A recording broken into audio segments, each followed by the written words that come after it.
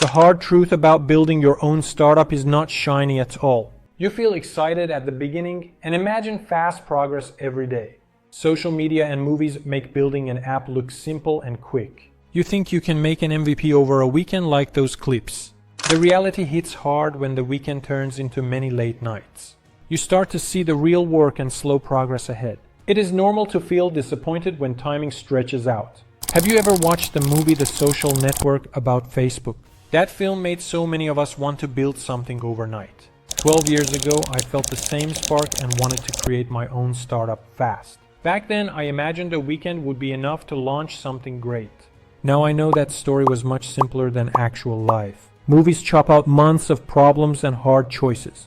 Real products take weeks, months, and sometimes years to become usable. I have tried building many different things, and I failed sometimes. I built games that nobody played, and animations that nobody watched.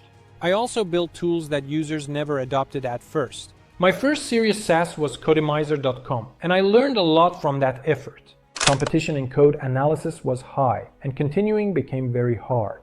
Those failures felt tough, but they taught practical lessons about users and market fit. Every attempt gave me a small but useful piece of experience. Right now, I am building my latest SaaS called Flowyboard, which helps design animated flowcharts and boards. This project is exciting and different, but it still does not happen over a weekend. Building Flowyboard needs many features, careful animations, and real polish before it becomes useful. I am a full-time developer based in Finland, and many of these videos share what I learned and experienced. Working full-time and building a product on the side can be tiring and full of trade-offs to manage. Some days I feel very confident and productive on Flowyboard. Other days I stare at a long bug list and lose my motivation. There are many times when a feature seems simple, but it breaks other things in unexpected ways. I sometimes have no clear idea how to make money from the tool I built. Marketing feels harder than coding most of the time, and that is surprising for many developers. Even when a niche looks empty, getting attention and users is a long process. Let us be honest about marketing because it is the part most people skip thinking about. Even if you build and launch your app quickly in a weekend, marketing can take many months or years. Finding the channels that work and refining a message takes persistent testing. You may try social posts, outreach, or small ads and see little return at first.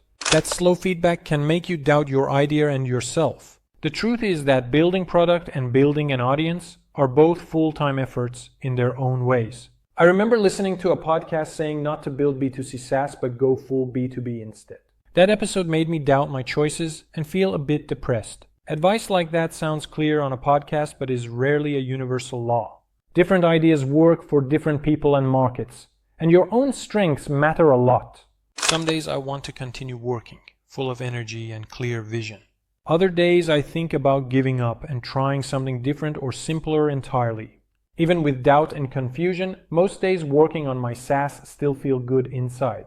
I know I am making something with my own hands and my own time. Being the only user early on is enough to feel progress and meaning. I built things before that failed, but still felt proud to try and learn from them. Those small wins add up and create a feeling of achievement sooner than people expect. If you choose to build your own startup, you should accept the ups and downs from the start. You will feel excited, tired, bored, and hopeful many times during the journey. That pattern does not mean you are doing it wrong. It just means the work is real.